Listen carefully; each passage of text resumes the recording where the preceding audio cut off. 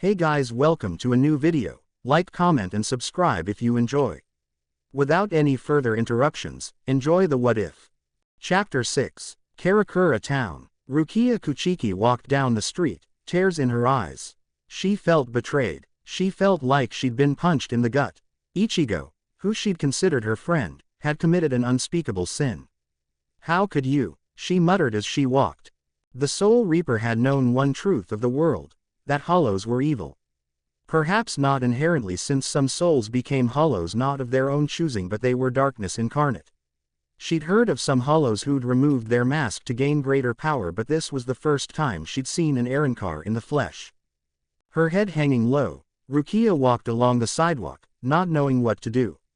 So many questions ran through her head that her mind threatened to explode from confusion. Why is he learning from a hollow? How long has this been going on? Is she why he's become so strong? She merely sighed in exasperation. I've stayed here too long. I've become too attached to him. You're damn right you have. The small girl looked up and gasped at who spoke to her. She saw two individuals standing on a nearby rooftop. The bright red hair drew her eye and she recognized the person in an instant. Renji. The lieutenant pulled up his sunglasses and leered down at his friend with a wicked sneer. That's quite the look on your face, Rukia. You look like a human. He leapt down from the building and landed in front of Rukia. Rukia was overjoyed to see her friend. She hadn't seen him in over 40 years and it was nice to see an old friend. Maybe he can help me get Ichigo out of that Arrancar's influence. But any hope of a happy reunion were dashed when she stared down the pointy end of Renji's Zanpakuto. Where is he? The lieutenant demanded. Where's the one who stole your powers? Stole? Don't try to hide him from us, Rukia. Renji shouted, angry that his best friend had her powers taken from her. You will tell us where he is so we can end him. As he said the other visitor. We're here to take you into custody and exterminate the one whom you've allowed to take your powers. Rukia turned around and gasped when she recognized who'd joined Renji. Brother. Byakuya Kuchiki stared coldly at his sister, a hand on his sword. Both men made one thing clear to the powerless girl: these two were out for blood. Tell us, Rukia, Renji shouted. If you don't, we'll force it out of. A blue arrow shot out of nowhere, causing Renji to jump back out of alarm. All eyes turned to the origin of the shot. Rukia's eyes widened when she saw who'd interfered. Ryu. Good grief, said the Quincy, pushing his glasses up. Two armed men against one defenseless girl. What's the world coming to? He set down his bag of groceries that he'd bought and drew his bow. That kind of thing makes me really mad. Renji grimaced. Who the hell are you? Just a classmate. One who hates Soul Reapers. Meanwhile, Ichigo and Harribel's training ground. Locked in the midst of fighting, Ichigo and Harribel stopped what they were doing when they felt the air itself shudder. The hairs on the back of Ichigo's neck stood up and he whirled around. He felt something off in the distance, something very powerful. What the hell? Normally Harribel would take advantage of Ichigo's distraction with a kick or elbow, but the sudden stillness of the air did not escape her notice either. Lowering her blade, Harribel closed her eyes and reached out with her pesquisa to see what had caused such a disturbance. Soul Reapers, she concluded. Ichigo turned around. What? Did Rukia regain her powers? He asked. No, I sense. Harribel concentrated deeply.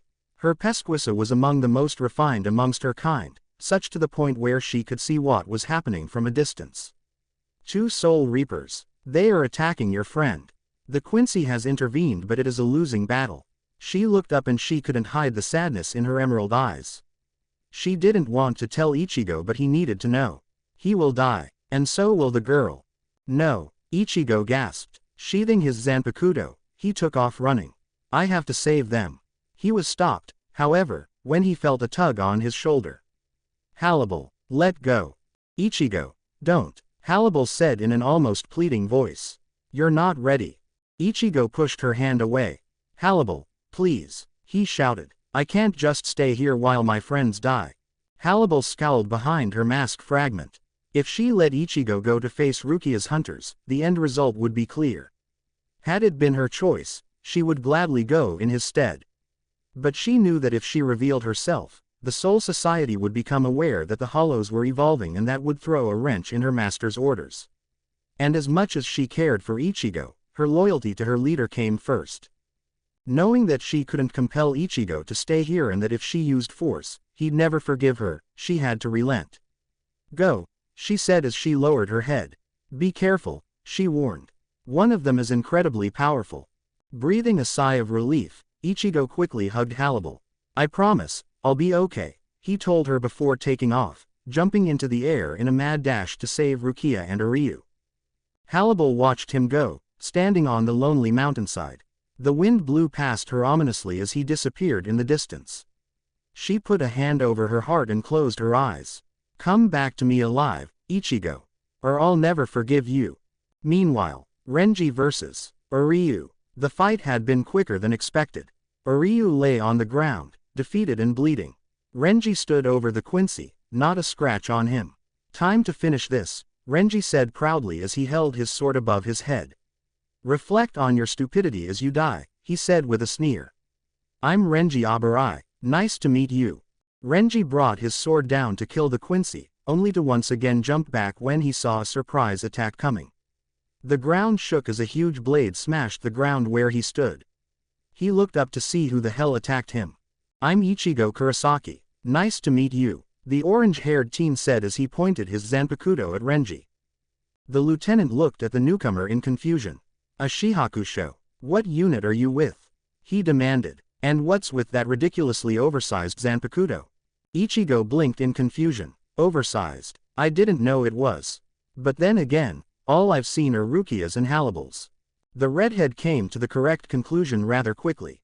"I see, you're the one who stole Rukia's powers," he deduced. Ichigo smirked. "So what are you gonna do about it?" "Kill you," Renji shouted as he jumped high into the air, only for Ichigo to jump up simultaneously and meet him in midair. Their blades clashed hard, sparks flying between them.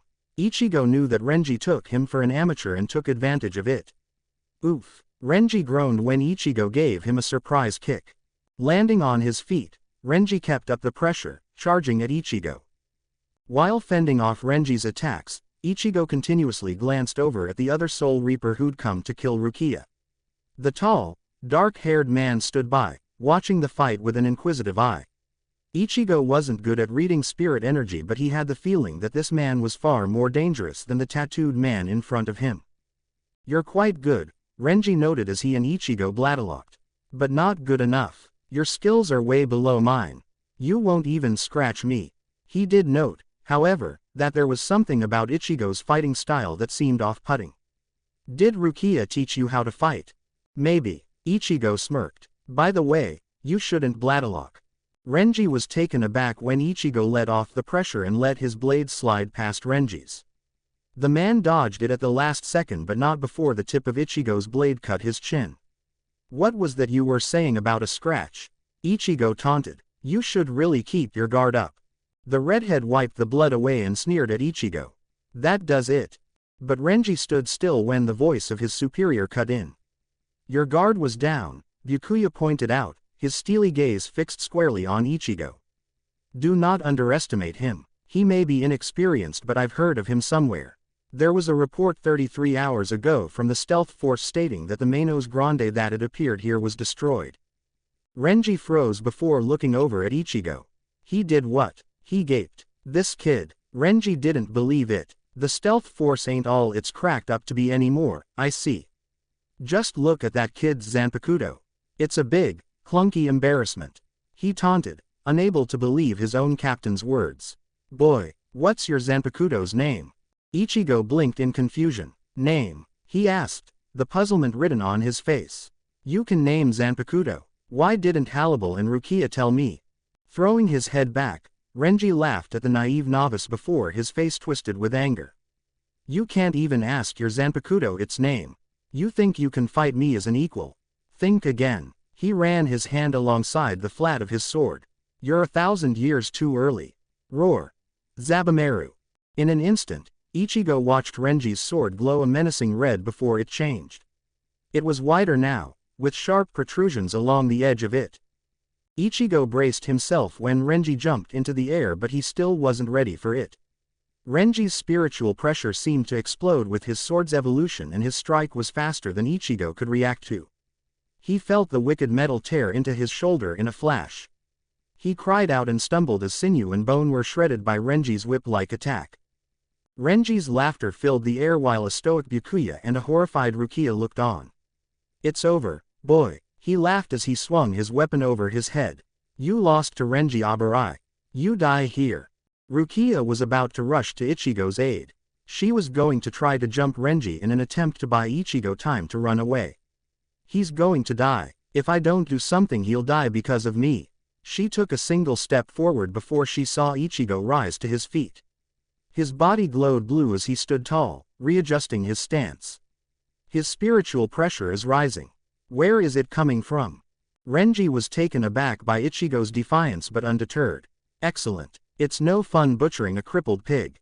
Come on then, swing your sword," he called out, eager to kill the boy. When Ichigo refused to budge, he scoffed. "Well, if you won't attack, I will." "Ichigo, run," Rukia pleaded as Renji charged him. She wished she had her powers so she could stop her old friend from killing Ichigo.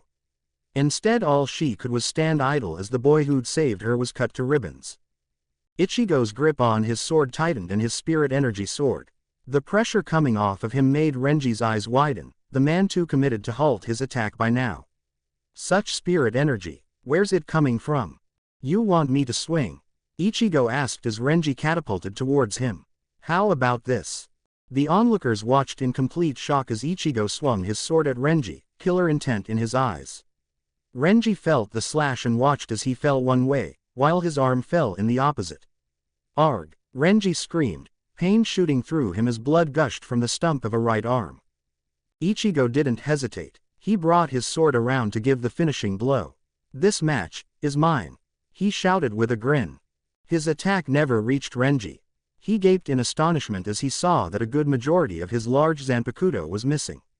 What? It disappeared. But he didn't do anything. He looked up in abject horror when he realized that it wasn't Renji who broke his Zanpakuto, but Byakuya. The man held the broken part of Ichigo's sword in his hand. Dropping the broken blade, Byakuya slowly reached for his own weapon. Ichigo never saw it coming. He saw the man disappear from sight and then felt blood drip down his chest. Then the pain set in. Ichigo gasped as he realized that Byakuya had attacked him faster than he could react. What happened? Was I cut from behind?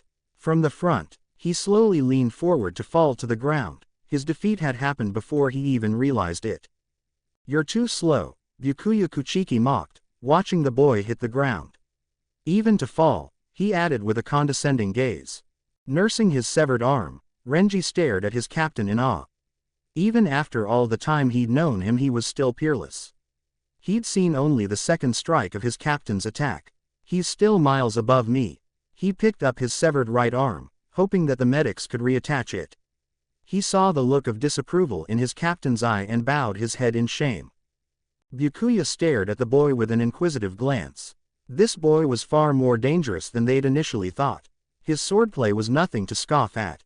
In fact, it was more brutal and more furious, like that of a hollow. "We're leaving." As Ichigo lay there, he watched in agony as Byakuya and Renji took Rukia away, disappearing from behind the portal that the Soul Reapers opened up. "Rukia," he choked, raindrops pelting him as if to further shame his defeat. "Rukia." Darkness took him and he lost consciousness. Out of the shadows stepped out Harribel, who'd watched the exchange. It killed her to have to watch this, unable to intervene. She knew that if she did reveal herself, then the Soul Society would bring their full fury down on Ichigo for having relations with a hollow, even if he did manage to save Rukia from the two. She knelt down in front of her defeated protégé. "There's nothing I can do. I'm sorry, Ichigo." She could feel Ichigo's powers fade. Byakuya Kuchiki's attack had destroyed his Hakusui and his Sakatsu. Her healing abilities could not save Ichigo's powers. All Harribel could do was ease his pain.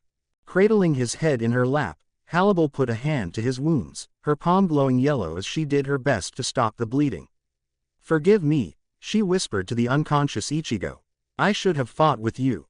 I let my student fight a battle he wasn't ready for. I have no right to call myself your teacher," she lamented, her free hand gently running through his wet hair. I put my loyalty for Lord Aizen above the necessity to protect you.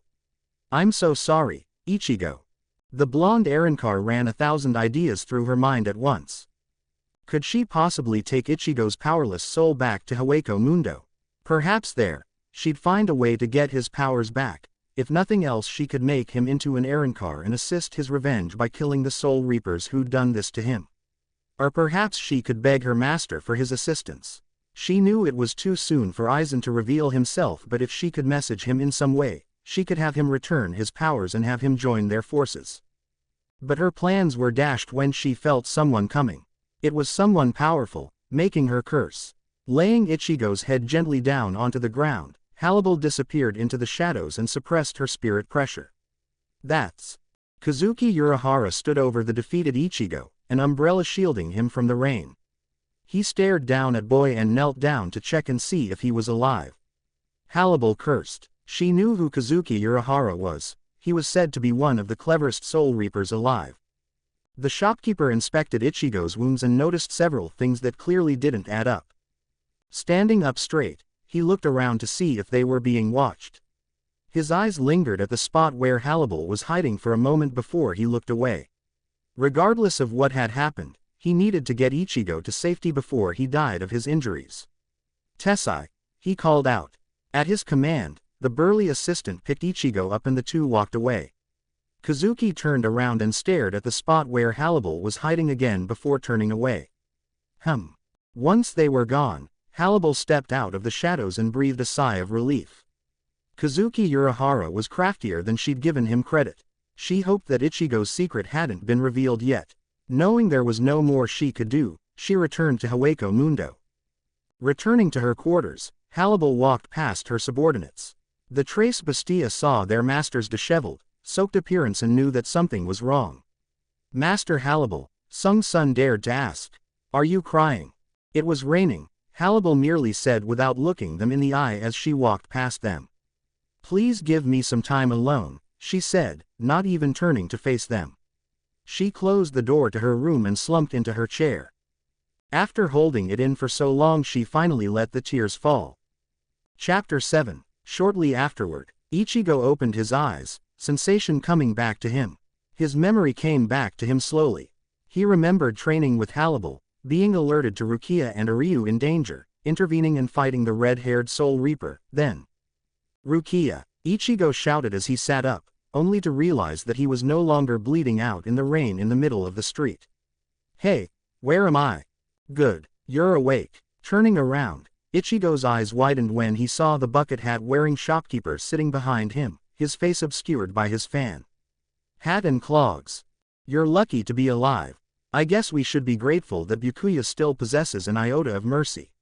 He saw Ichigo try to rise but held a hand up. Careful, if you move around too much, you'll die, he warned. Is this your house? Ichigo asked, looking around. He certainly wasn't home, that was for sure. Yep.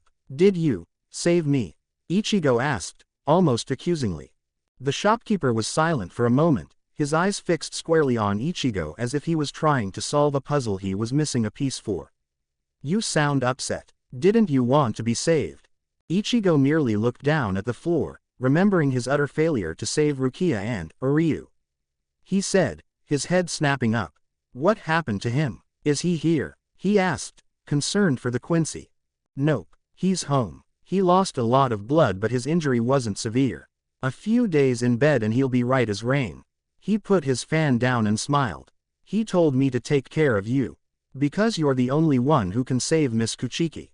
Ichigo hung his head again, a look of defeat on his face. Save her. What am I supposed to do? She's in the Soul Society. The one place I don't know how to go. How can I save her? Giving into defeat, Ichigo slumped forward. I can't do it. What if you could? Ichigo's head snapped up again, the flicker of hope in his eyes. The next several minutes saw the man explain his terms to Ichigo, promising to help him reach the Soul Society provided he allowed to train him for 10 days. When Ichigo protested that there wasn't any time, Hat and Clogs easily pinned him and made him realize that as he was now, he was virtually useless. So in the end, Ichigo agreed. Then go home. Get some rest, the man instructed, introducing himself as Kazuki Urahara. Because for the next 10 days, I'm putting you through the ringer. Ichigo stood up and walked towards the door, a black cat walking past him towards its owner. Before he left the room though, he heard Kazuki call out to him. Oh, and Ichigo. The boy turned around and almost froze from the accusing glare Kazuki was giving him. You wouldn't happen to be hiding anything important from us, would you? Swallowing the lump in his throat, Ichigo calmed the butterflies in his belly and glared back at him. Are you? The two locked eyes for a tense moment before Kazuki smiled, relenting the argument. Touché, I guess. You can go now. Shivering from the stare both he and the cat were giving him, Ichigo left the room. One thing was for sure, Kazuki Urahara was not someone to be careless around. The shopkeeper and the cat heard Ichigo leave before Kazuki turned to his feline friend. I do believe our dear Ichigo is keeping something from us. Had anyone normal been present, they'd have been knocked off their feet when the cat spoke. Yes, I noticed it too. For some time now I've felt something off about that boy. The cat got onto Kazuki's lap. His power growth is too rapid to just be coincidence. Sitting back on his cushion, Kazuki thought deeply about the matter. Yes, Uryu told me what happened. Ichigo not only disarmed a lieutenant but was on the verge of killing him. No lowly substitute with only 2 months of combat experience, fighting hollows no less, could achieve that on his own. Miss Kuchiki was a good teacher but she mainly focused on teaching him the bare basics. And even before that, he scratched his chin and thought hard. There's no way he should have been able to defeat the Manos Grande that came here. True, he was bolstered by Uryu's power and true, it was also just a Jillian but he should have been able to do nothing more than hurt it. Obviously, a third party is involved. The cat was silent as it processed Kazuki's words. Yes, and there's something even more unsettling. The black cat sniffed the air and bristled from Ichigo's lingering scent. He reeks of hollow. I noticed too. And while I was recovering him I noticed something rather peculiar. How so? His wound. While it wasn't healed I sensed that something had caused some of the damage to lessen. Not enough to save him though. Whoever did it didn't have the capacity to heal him fully, just lessen enough so he could die in peace. Do you suspect Aizen? The cat asked. This screams of his involvement. No, it's something else. But as much as it pains me to say it, Kazuki's expression hardened as he came to one inevitable conclusion. Ichigo Kurosaki is not to be trusted. The next day, Harribel stepped into the world of the living, a bouquet of flowers in her hand. She'd had her subordinates gather them for her after telling them about the incident with Ichigo. They were all heartbroken to see her so shaken up and did as she requested, gathering flowers for her. Once they'd gotten enough, Harribel ventured alone into the world of the living. She had to see him, one way or another. If the ex-Soul Reaper was unable to save Ichigo, she'd lay the flowers at his grave. If he was still alive, she reached for the bracelet on her wrist and poured her spiritual pressure into it. It was the trigger that activated the gem in Ichigo's bracelet, the signal that she wanted to meet with him. Please be alive, she prayed. Last night had given Harribel plenty to think about.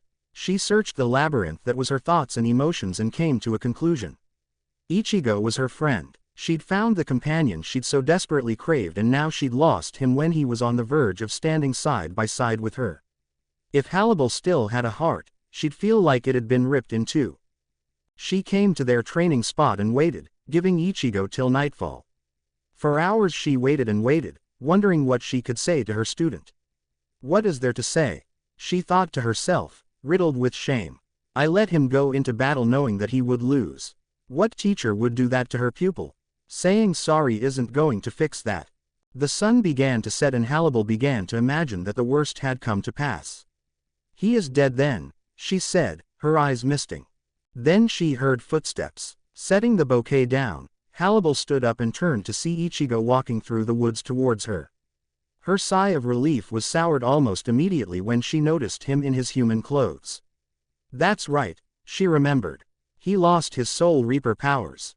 Due to his powerlessness, Harribel was a ghost to Ichigo.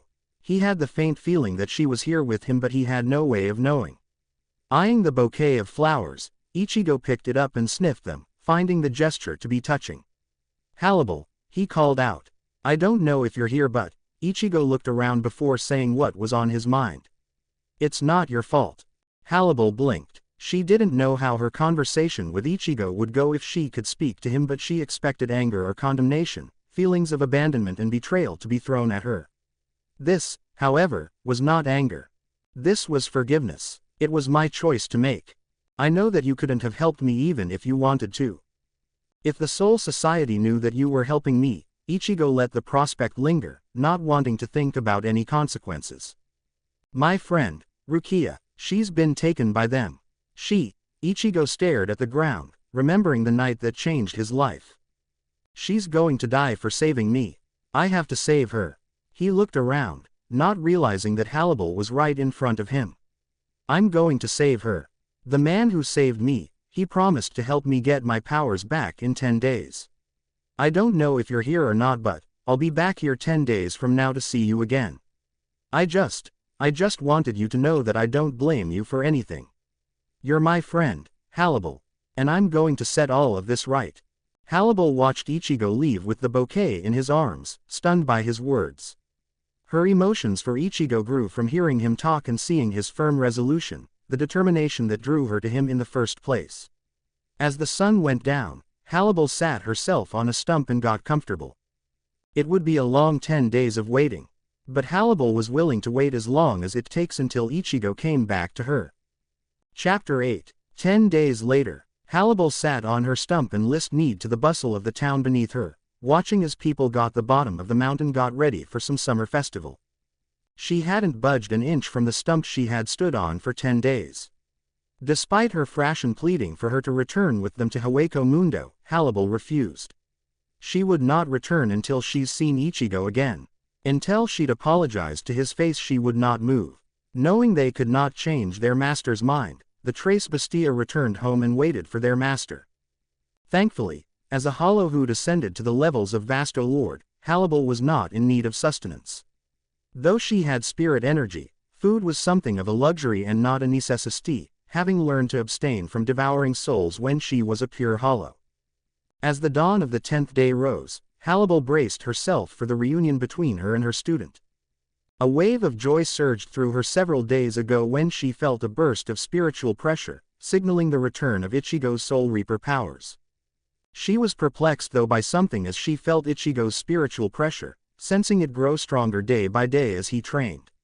Something about his power feels more brutal, like that of a hollow. Is it because of his training with me, or is it because of something else? She decided to wait until she met Ichigo to ask him, curbing her curiosity for now. The day dragged on with no sign of Ichigo in sight. Deciding she'd waited long enough, she put a finger against her bracelet and signaled him to meet her.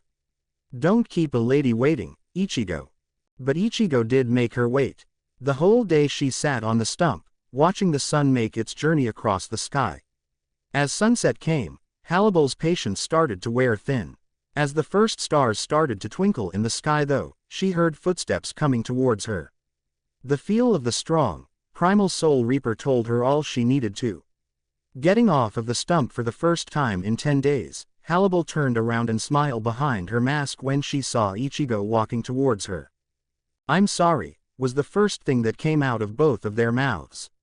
Blinking, Harribel gestured for her student to speak first. I'm sorry I made you wait. I had to go to the festival with my friends before we left. I see. My apologies, Harribel said while gesturing to the bracelet. I forgot I usually signal you at night. I let my impatience get the better of me. She walked over to her friend and was pleased to see that he was all right, back in his Soul Reaper attire. Ichigo, I am sorry, she finally said, saying the words she'd wanted to say for 10 days. It's all right. Ichigo suddenly seemed embarrassed all of a sudden. Before I started my training, when I came up here and saw the bouquet, were you there? Yes, Harribel replied. I wanted to tell you how sorry I was for letting you fight alone. For a moment I considered my own safety above yours and it ended up costing you dearly. Master and pupil were silent for a moment before she continued. Was what you said true? Are you really preparing to venture into the Soul Society to rescue your friend? I am, Ichigo said. Harribel saw that same passionate drive in his eyes that drew her to him like a moth to a flame. Rukia saved my life and now they're going to kill her for it. I won't let that happen. I can't. Harribel turned her gaze downward, lost in thought. She wondered if there was anything she could say to turn Ichigo away from his mission but knew her words wouldn't sway him. Ichigo was as stubborn as her subordinates. Once he set his sights on something he was bound and determined to see it through.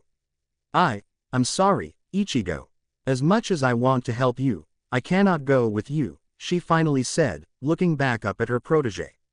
The Soul Society is the one place Hollows fear to tread. There was an ulterior reason that Harribel could not join Ichigo on his quest. Her master was still in the Soul Society, using his disguise as a captain to further his plans. He made it clear to the few Espada he'd assembled already that the time wasn't right to reveal himself. If she did go with him, there was a possibility she could expose him before the time was right. Ichigo merely smiled at Harribel, already knowing that he could not ask the Arrancar of something this personal. I know. I understand, Harribel. Be that as it may, Harribel replied while reaching behind her, hooking the ring to her Zanpakuto's hilt. I suppose I should see how well you've spent the past 10 days. She drew her sword and made a stance. Smirking, Ichigo reached behind him and unveiled his new Zanpakuto, Zangetsu. If you insist. Harribel examined Ichigo's sword closely. She remembered the devastated look of his previous sword and noted how different it had become. Is that your awakened Zanpakuto? Yes, Ichigo replied before he remembered something crucial. Harribel, why didn't you tell me that Zanpakuto had names? You never asked, she bluntly said. And I assumed that your friend would fill you in on such details. What is your sword's name? She asked. Looking down at his new Zanpakuto, Ichigo replied back, Zangetsu. Zangetsu, Harribel repeated, the name sounding quite nice on her tongue. Slaying Moon, a fitting name for you. Deciding that the time for chit-chat was over, Harribel moved. With the grace of a jungle predator she struck at the boy. Ichigo dodged the strike by a hair and spun around, adding centrifugal force to his swing. Harribel blocked it, but the force of the blow sent her skidding backwards. You've improved, she noticed, the boy's strength becoming much greater than when they last sparred. Well, I've been training non-stop for the past 5 days, Ichigo said with a proud smile. And no offense, but my teacher was a bit harsher than you. The words made Ichigo remember all the times Kazuki threw him into boulders, making him shiver from the thought. Oh really? Harribel replied, mischief in her emerald eyes. So I'm not training you hard enough, is that it? Uh-oh. Harribel pressed her attack, coming at him harder and faster. But Ichigo's honed reflexes helped stave off her attacks, countering them with his own blows. The sound of ringing steel echoed throughout the forest, sparks flying off of their clashing swords. Harribel was rather impressed by Ichigo's growth. True, he still wasn't at the level that required her to fight full force, but his rise in power in so short a time gave her hope that Ichigo would reach his full potential soon. When Harribel took a step back to dodge Ichigo's upward slash, she realized it was a big mistake. Her heel collided with a stump and she fell backwards. The tip of Ichigo's new Zanpakuto met the fabric of Harribel's jacket, cutting it open right down the middle as she fell onto the stump. The cold air touched her exposed cleavage, her top only modestly covered now by her mask fragments. She looked up to see the pointy end of Zangetsu in front of her face. Harribel knew she could counterattack, but she was content from seeing Ichigo's progress. But will it be enough? She couldn't help but wonder. I yield, she said. Taking deep breaths, the substitute lowered his sword and helped her up. That didn't feel like a win. You just tripped. Yes, but a warrior should mind her surroundings. Take that to heart when you go into the Soul Society. She sheathed her sword and Ichigo did the same. The two sat down on a large stump and cooled down, night having fallen on Karakura town. Ichigo, she spoke after a few minutes of silence, may I offer you some advice? What is it? Taking a deep breath, Harribel turned to face her student. On your quest to save your friend, remember, you're one man against an entire army. You're strong, but I do not think you're ready to face their strongest men. Find your friend, get her and retreat. I know, Ichigo said. I won't be going alone. My friends Orihime and Chad are going with me. But I can't just save her from her execution. His expression hardened as he looked out across the town, remembering the stoic, villainous face of Byakuya Kuchiki. I can't just save her. I have to make sure they give up trying to execute her. A fair goal. Rescuing her means little if they follow you back here to kill her, Harribel noted. She looked down at the ground for a moment before looking back up at Ichigo. Ichigo, promise me something. When Ichigo turned to face Harribel, he saw kind warmth in her green eyes. What? That you'll come back to me alive. She gingerly reached down and put her hand over Ichigo's. You are my friend. I could not bear the pain of sending you to your death twice if I lost you again. Touched by his friend's words, Ichigo wrapped his arms around Harribel and hugged her tightly. I promise I'll come back, he whispered into her ear. Harribel reciprocated Ichigo's tenderness, hugging him back. You better. I'll never forgive you otherwise. The two held each other for a minute, neither one wanting to let the other go. But all good things had to come to an end and Ichigo broke away from Harribel's arms. I have to go get ready. I'm supposed to meet everybody around midnight. Goodbye, Harribel. He smiled one last time at his teacher and turned around to walk away. Wait. Feeling a hand tug at his sleeve, Ichigo turned his head, only to blush when she saw that Harribel had removed her jacket, her upper body exposed for all the world to see, save for the bits covered by her mask fragment. Harribel. Reaching out with her bare hand, Harribel caressed Ichigo's cheek. She knew that this may be the last time she'd see Ichigo ever again. And if it was, she wanted to make the moment special. I'd be a poor friend if I let you die a virgin, she said, drawing close to him, her cheeks becoming pink from behind her mask. Ichigo's heartbeat sounded like thunder to Ichigo's ears as the scantily clad woman drew close. Harribel, you don't have to.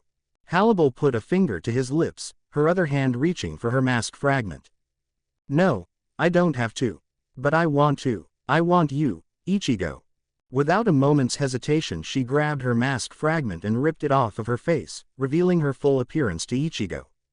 She did away with the fragments covering her nipples, letting the boy admire her in all of her beauty as she stood in front of her. She grimaced a little as she did it. It was quite painful to forcibly remove her remaining mask fragments, but it was fine by her.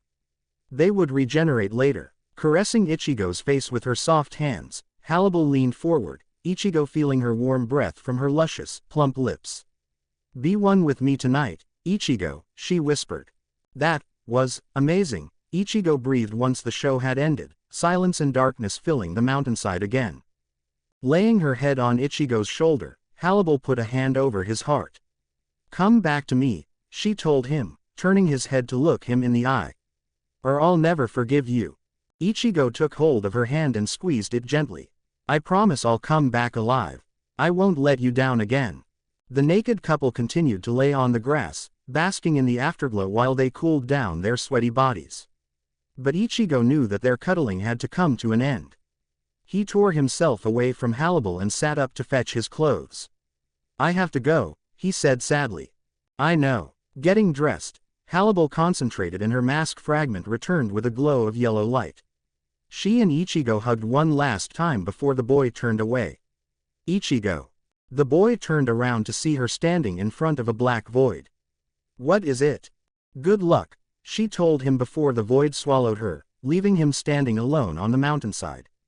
Ichigo couldn't help but smile as he looked around to their training ground, feeling like he was going to miss this place.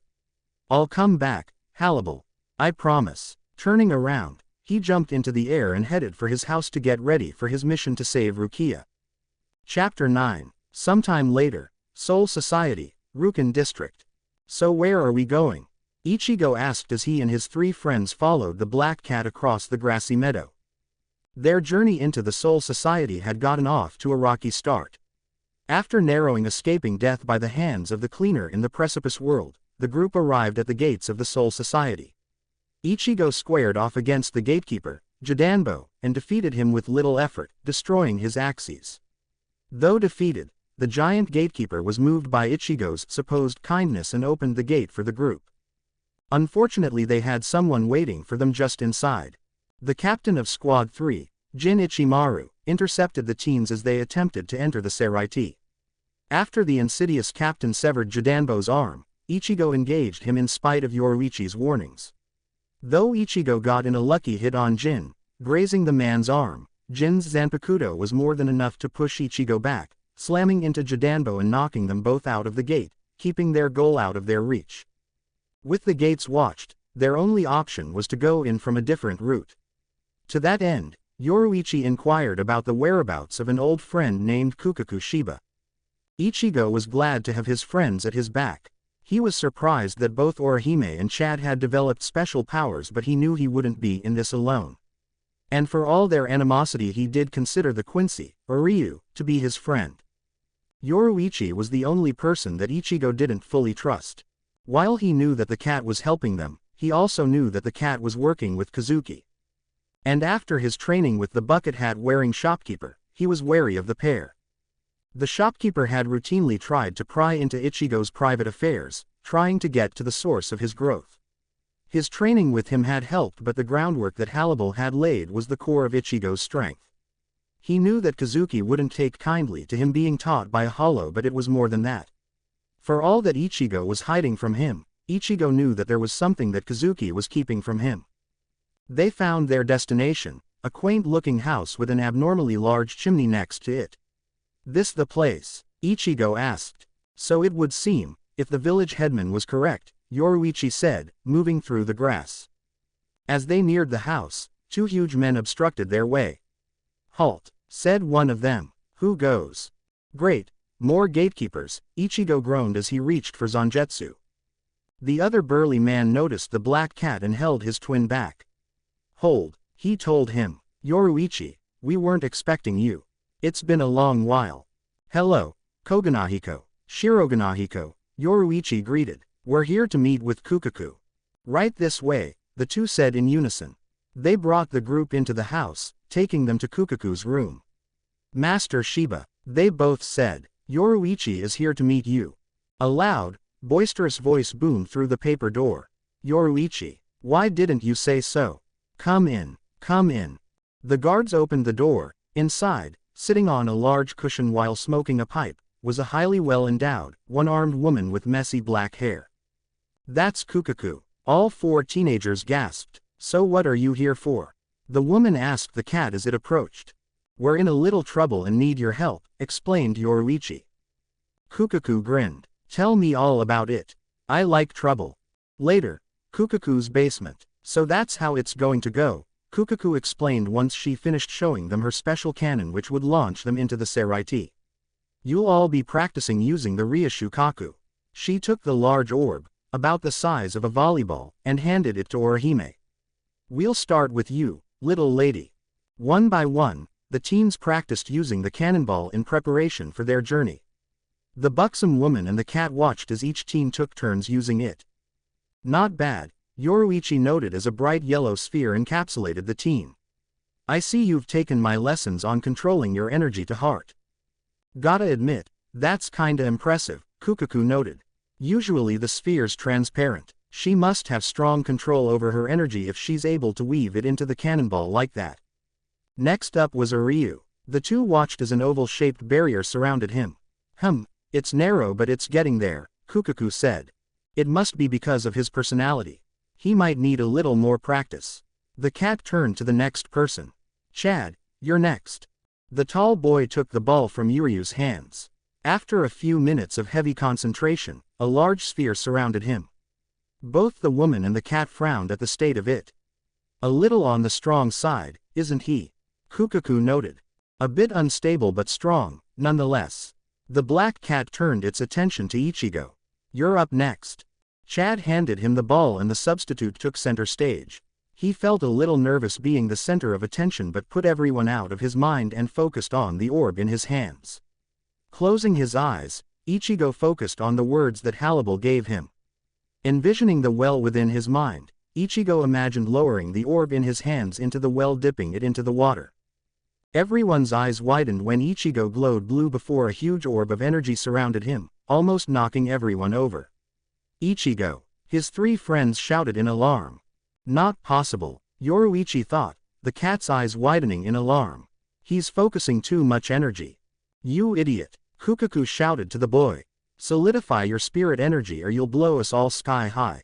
Keeping his eyes closed, Ichigo envisioned the water surrounding the globe turning to ice. In response, the huge sphere around him shrank and solidified into a solid cannonball around him. You did it! Orihime cheered while Chad and Uryu looked on in shock. Uryu pushed up his glasses and stared, his mind working a mile a minute. I knew he had skills, but for him to possess this much power. He truly is remarkable. Releasing his energy, Ichigo took a deep breath. Sorry, I didn't know how much energy to put into the orb, he explained, feeling a little exhausted. I need to remember what Harribel told me. Drawing out too much energy leaves me tired. I need to be more careful. Bonk. Ichigo hit the floor and groaned as Kukaku put a foot over him. You idiot. You almost blew my house up. Next time be more careful. She roared in anger.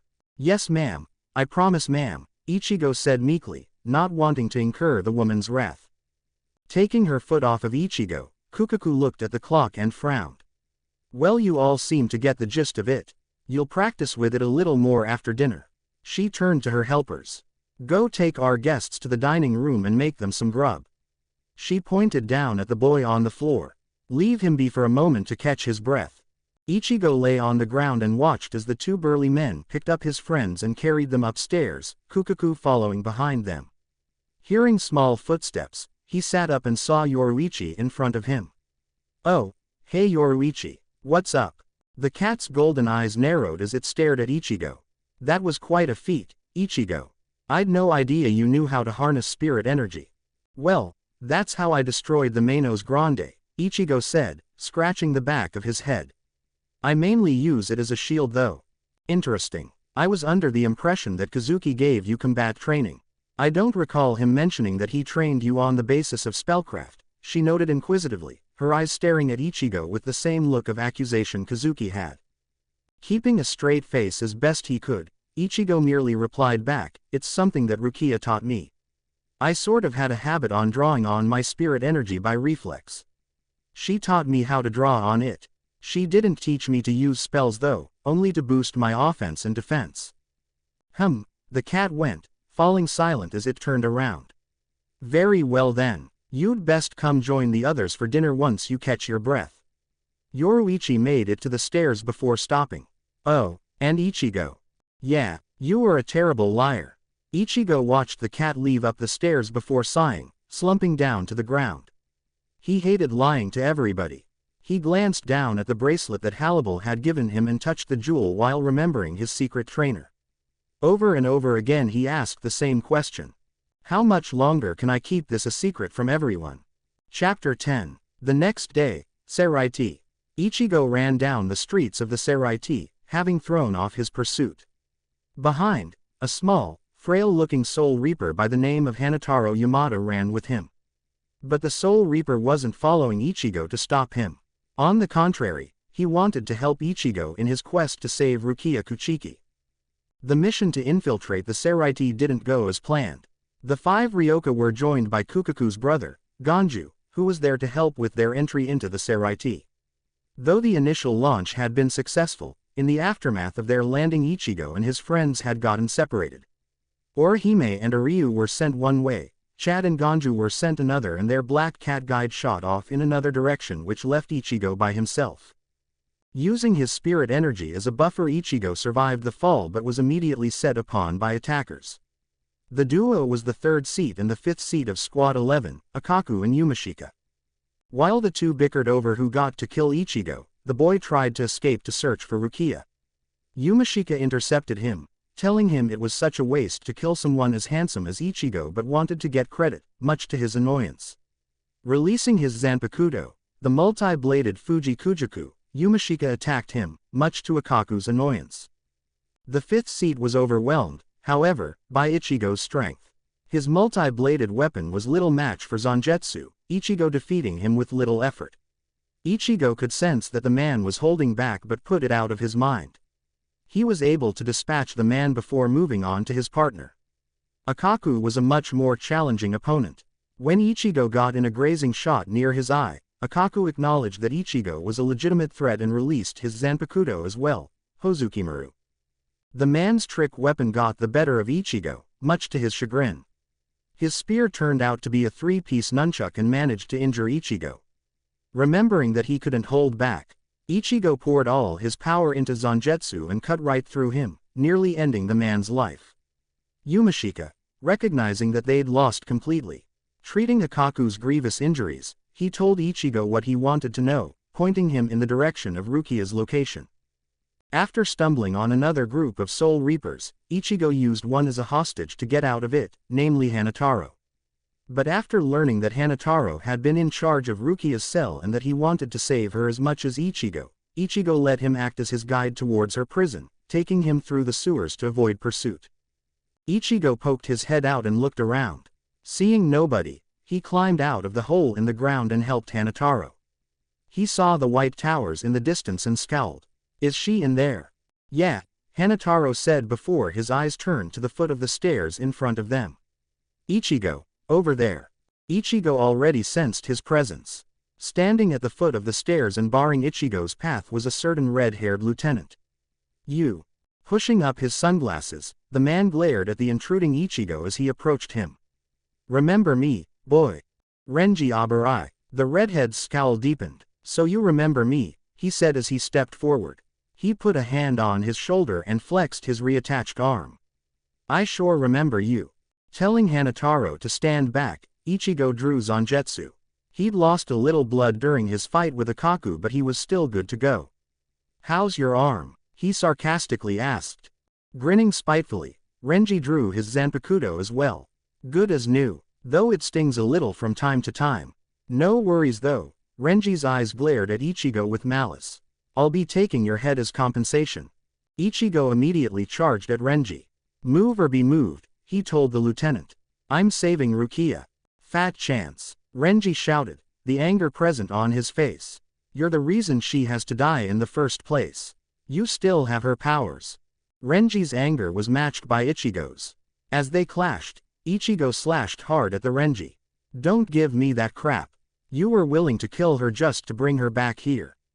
Renji found himself getting pushed back. Ichigo was strong before, but his strength had become monstrous. The redhead found himself on the defensive straight away. "Goo." He jumped back to gain his second wind. "Don't get cocky, boy." He pointed his Zanpakuto defiantly at Ichigo. "If you think this will be like last time, think again." Narrowing his eyes, Ichigo kept his guard up. "I don't care what you think. I'm going through you." "As if." "Roar." Zabumaru. Renji's sword glowed red and transformed into the serrated blade whip. "Let me let you in on a little secret. When captains and their lieutenants go into the world of the living, their powers are suppressed to prevent us from affecting the souls of the living. Right now, my strength is quintupled." Renji was so busy with his monologue that he barely dodged Ichigo's strike by a hair. Blood spilled from the lieutenant's forehead as he backed away, shocked by the ferocity in Ichigo's eyes. "I don't care how strong you all are. You're all going down," Ichigo roared. "Renji." The boy's charge was halted, however, when Renji's whip blade came down on him. He stumbled onto one knee, blood spilling from his shoulder. He looked up and saw the lieutenant triumphantly standing over him, having attacked Ichigo faster than he could expect it. "Didn't I tell you? My power, my speed and my reflexes have all increased fivefold," Renji said with a smug grin. "Now die." He swung his sword to bring it down on Ichigo's head, only for him to grab the protrusion with his bare hand. "What? Is that all?" Ichigo asked, his tone cocky as he stared up at Renji. Shaking off the pain, he stood up on both feet. Renji tried to retreat, but Ichigo's grip was too strong. "Sorry about that. I forgot something that my teacher taught me.